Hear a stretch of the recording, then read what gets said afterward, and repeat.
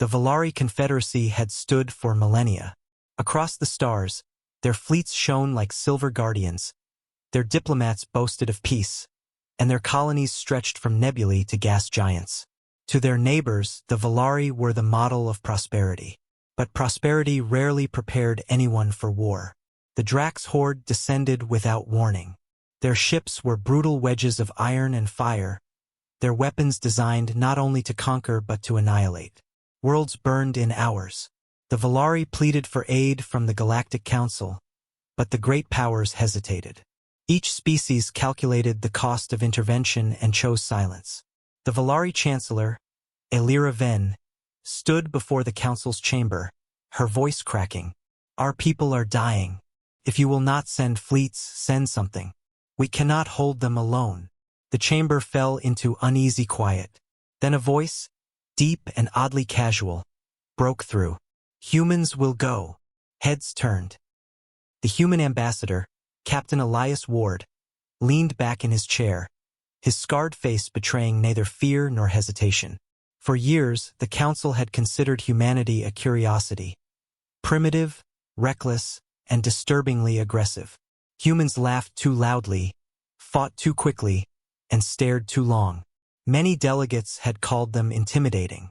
The Council's Primarch frowned. "You would commit your species to this war? You are untested in such matters." Ward's lips curved into the kind of grin that made alien delegates avert their eyes. "That's the thing about humans. We don't wait for tests, we improvise." The Volari expected little from Earth.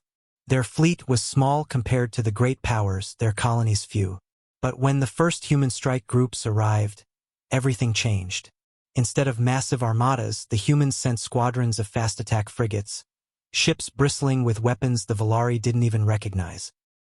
Where the Confederacy's war doctrine emphasized caution and retreat, the humans fought like predators. On the burning world of Salith Prime, Volari defenders had been reduced to a handful of trenches. Drax warriors swarmed them, armored beasts that tore through defenses with brutal claws and plasma fire. Just as the line was about to break, the sky roared. Human dropships screamed down, their engines howling. Metal doors slammed open mid-descent, and soldiers in powered exosuits leapt into the chaos before their ships even touched ground. Their battle cries rolled across the field like thunder. The Volari had never seen such fury. Humans fought hand-to-hand with towering Drax, their strength multiplied by powered armor. They bled, they broke, but they did not yield.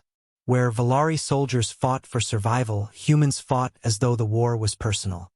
The Galactic Council chamber was abuzz with whispers, an echoing hum of disbelief. Species from every corner of the Orion Arm filled the hall, their voices rippling like a tide of judgment. For decades, Earth had been mocked as a timid backwater, a species still fractured by national borders, their fleets laughably small compared to the towering armadas of the galactic powers. The Council believed humanity feared war. After all, Earth's broadcasts had been filled with messages of peace, diplomacy, and treaties. When humans first arrived at the Council's doorstep, their diplomats spoke endlessly of cooperation, trade, and friendship. To the other species, it was obvious. Humans were weak and desperate to avoid conflict. So when the Torga Empire began massing fleets along the human border, the Council expected Earth to beg for protection. "They will collapse," hissed Counselor Vyrek of the Shari, his translucent tendrils twitching with amusement. "War will break their fragile spirits." But the collapse never came. Instead, the humans simply fell silent. No new broadcasts, no diplomatic reassurances. The chatter ceased. That silence unsettled the Council far more than any threats could have. Admiral Karthos of the Torga was the first to discover the truth. His fleet of 200 warships entered Sol System expecting little resistance. What they found was nothing. Earth's orbital stations went dark, cities on the planet powered down, and the skies seemed abandoned. His officers sneered at the cowardice. "They've hidden underground," one laughed. "Like vermin." Then the trap was sprung. From the void behind Jupiter's shadow, human warships emerged. Not hundreds, not thousands, but dozens. Old models, crude compared to sleek alien designs. But the moment they opened fire, the council observers realized something horrifying. Every shot counted. Where alien fleets relied on overwhelming barrages, humans fired with surgical precision. A railgun slug tore through a Torga battleship's reactor.